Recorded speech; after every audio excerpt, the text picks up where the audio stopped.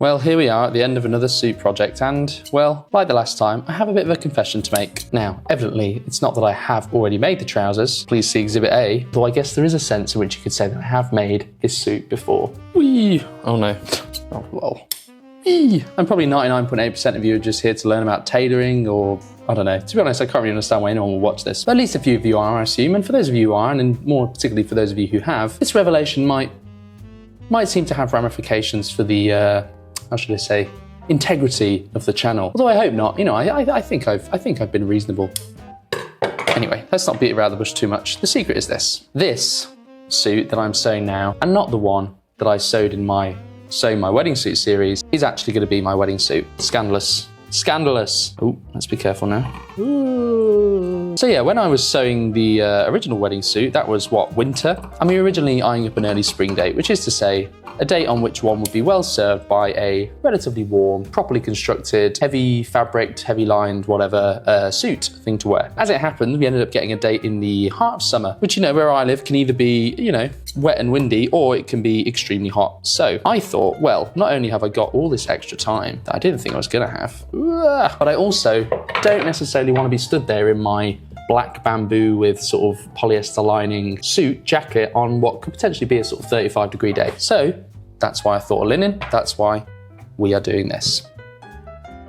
So obviously I figured I couldn't just do another series sewing my wedding suit. I mean, you know, for goodness sake, where would it end? People would think I was some sort of classic Hollywood 8 times divorcee Kirk Douglas style figure, and I wouldn't want that, would I? Certainly wouldn't want that. Holy moly. I mean, he's dead. And so, you know, I just thought maybe it'd be the, well, A, the more honest thing to do, oops, and B, maybe a little bit more intriguing somehow, to just, you know, get on and make it and then give the big reveal at the end, namely right now. Possibly this isn't the great mystery that I hoped it would be. You know, I thought maybe it could be a little bit of Agatha Christie style fun for us all. Yeah, in case you haven't already guessed, the event that I keep saying I need to get the suit ready for is indeed, in fact, my own wedding once more.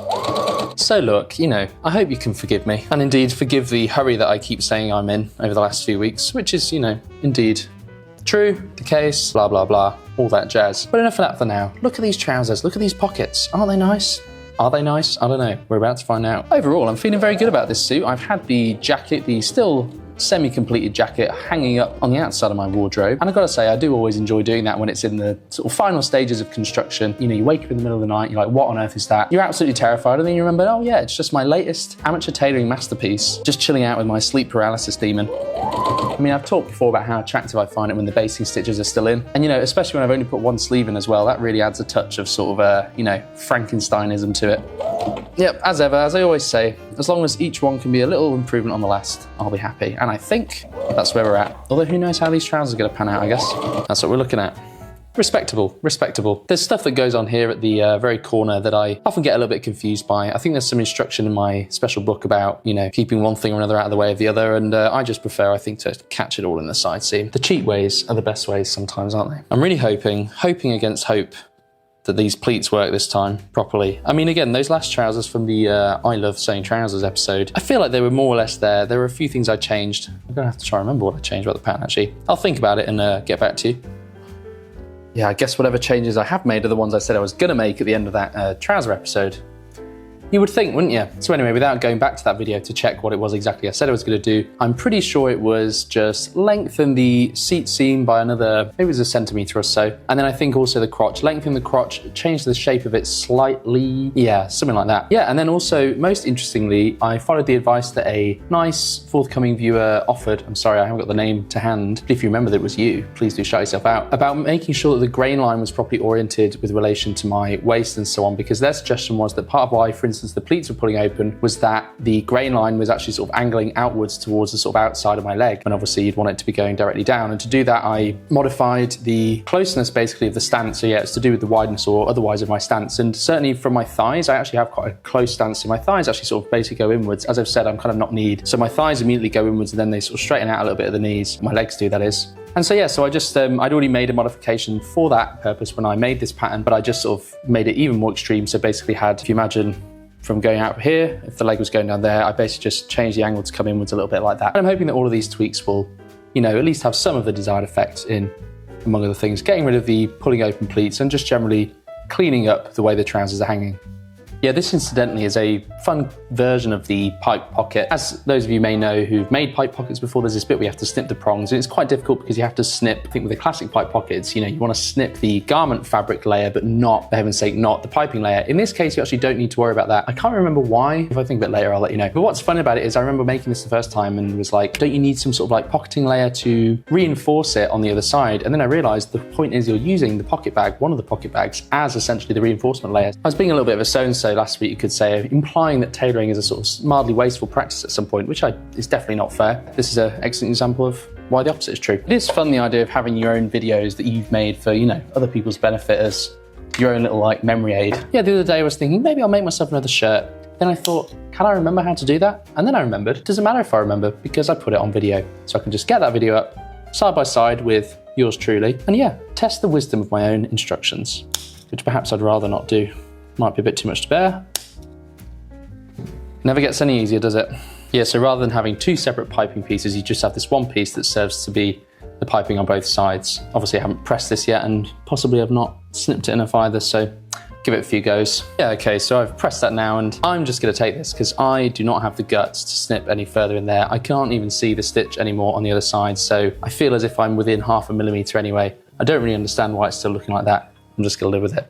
But yeah, you can kind of see that's just a one piece. That's gonna now become the facing to this pocket bag and there's gonna be another one that goes up there. But that's by the by. Honestly, when I think of the days in my life that I anticipate to be amongst the most beautiful, obviously, my upcoming wedding day, that's gonna be a big one. Perhaps winning some sort of honorary Oscar for services to cinematic tailoring, something like that. But I really think number one is gonna be when I finally get a trouser made that truly fits. Holy moly. That truly will be what they call in the industry a ripper. I'm aware that I've not yet done a tutorial either on how to make this type of pocket or indeed how to make trousers themselves, just other funny little videos. I definitely intend to do that relatively soon, although I think there might be a little bit of a quiet period over the next month for me for reasons you can probably guess at. As you know, I'm very fond of trousers and I never mind an excuse to have to make a pair. So I guess watch this space is what I'm trying to say. But I'll try and give you a little sneak preview of one of the nightmares to come. I need to sew these two pocket bags together. They need to be first sewn together, wrong sides facing, because I'm going to do a French seam, so I'm then going to turn it inside out. But obviously the wrong side of this pocket is here and the wrong side of this pocket is here. We have this massive trouser leg in between, and there is a way of sort of pulling the trouser leg through the pocket opening, but I just got to try and remember how to do it. I think I literally just described it. Pocket bag through the trouser is probably slightly more intuitive. Hang on, what are we doing here? Oh, this does not feel good. I don't need this in my life right now, come on. There's enough on my plate as it is. Like that. Is that it? That looks kind of like it. And then yeah, so wrong side's facing, stitch around there, bish bash bosh. All being well, Bob will be, and indeed remain, my uncle. I'll make sure to get this right before I do that tutorial, I promise. I think my needle might be on the brink. Serve me well. Yeah, when do you guys change your needles? Are you like run it down to the bitter end, literally till it breaks kind of thing? Or as soon as you hear the slightest hint of dysfunction, do you, get it out of there, send it to needle retirement home? Let me know in the old comments. Oy, let's see if I got this right, eh? Ooh. Okay, looking promising. Okay, yeah, so you can see now that that pocket bag is kind of fully turned around. Everything's looking, well, dandy enough. As you may know, with French seams, it's now time to essentially top stitch again around here and trap those seam allowances in the inside of this fresh seam. What fun. Okay, so there you go, almost done, except I need to top stitch in the ditch, which I've already done stupidly ahead of time along the top there to lock that pocket in. And then, I've already said Bob's my uncle, can't I? Wait, what did someone put in the comments? What was it? Bingo, bango, bongo? Something like that? Yeah, bingo, bango, bongo. It's not bingo, bango, bongo. Let me have a look. It is bingo, bango, bongo. Thank you, Mike. Well, not yet. There'll be a bingo, a bango, and a bongo in due course. Bingo, bango, bongo. That was a lot of fun. I'm keeping that one. People always say how hard fly zippers are, and it is true, but they always act as if the hardest thing is getting the zipper on itself in a lined up way, and they are actually technically correct. But I always find that the hardest thing is working out which side you need to be on your left side and your right side, as in the left side of your fly and the right hand side of your fly, left hand side of your fly, right hand side of your fly. Your left or my left, who cares? And then obviously you have that way that corresponds to the right and the wrong sides of the fabric. Which way around you need to sew things in order that, for instance, this piece, which is going on the inside of the right fly, is the right way around when it comes out. Thankfully, I happen to have guessed right. In fact, it wasn't even that I guessed right, I just did it forgetting that I needed to guess, that I needed to work it out, and the gods have smiled upon me in this instance. But yeah, fly zippers, don't even bother. Nah, just kidding, they're fine. Did I get this right? Yeah, I got that right. Yeah, so here begins the first of many strange switcheroos of zip fly making, fly zipper making. Got about 4 different layers here that are all got to be sandwiched on top of each other, then all turned inside out after a fashion. Yeah, it's funny, I've sometimes espoused, at least to myself, that trouser making is a day's work, which I think is definitely true, but trouser making while filming the trouser making with various hilarious asides, oh dear me. That is a slightly more time-consuming endeavour. I'm not sure I'm going to get much further than the fly zipper today. So it might be that this is the last episode of actual construction. Obviously, I will do an episode at some point exposing, if you like, the fully completed garment. Fully completed suit, I should say. And I'm sure you'll be awaiting that with bated breath. Jeez Louise, it's getting dark in here. But yeah, I'm extremely excited to showcase this suit. Again, I have high hopes for the trousers. I have even high hopes for the jacket. I think the jacket is turning out pretty well fit-wise. Although again, I think it's sort of become quite a, well, not skin tight, but a relatively easeless situation. And I'm definitely gonna look into how to add a bit more drape, basically, both in the chest and in the back going forward. At least I found my zipper foot, which had gone walkabout. Ho, ho, ho. What was I saying about high hopes? What was I saying about the sewing god smiling upon me? Does anyone see the problem here? Zips on backwards. No stitch unpicked, eh? No stitch unpicked. Oh, what happened there? Whose idea was that? Oh, right. Although I've got a horrible feeling I've just done the same thing again. But we'll see. We'll see. Oh, I hate zips. I hate zips so much. Please don't say I'm now sewing in the zip as well. It's possible. It's eminently possible that that is what I've done. But we'll see, won't we? Come on, let's try and get out of harm's way. Can't wait to do a tutorial on this. Share my wisdom. Yeah, I absolutely sewed too close to the zip, so I've had to reinsert again for a 3rd time, but at least the zip was already in the correct position, so all I have to do is unpick yet another tiny row of stitches. So let's do that. My word. If I were feeling spiteful, I'd make you watch it, but I'm not, so I won't. Something like that. Almost. So it goes. Oh, dear me, yeah. Might have to do a few practice runs before that tutorial. Suppose 11th time's a charm, eh? Doing the other side now, which is slightly less nerve-wracking, and yeah, I think the fly zipper is gonna have to be my last act today.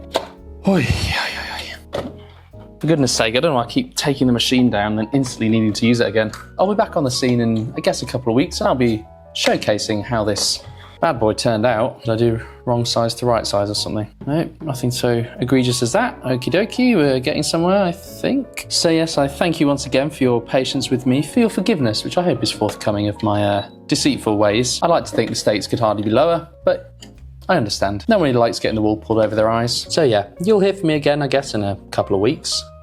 But I know you'll want something to do in the meantime. So if, of course, you're only just joining the Summer Suit Diaries series and you need to catch up from the beginning, well, you can find part 1 there. Or if for whatever reason the last episode passed you by, you can find part 6, in which I had a go at setting the sleeves of the jacket, or at least one of them. You can find that where the old noggin is, or at least, you know, some part of my body. Hang on. Something's not right here, is it? I need to call it a day.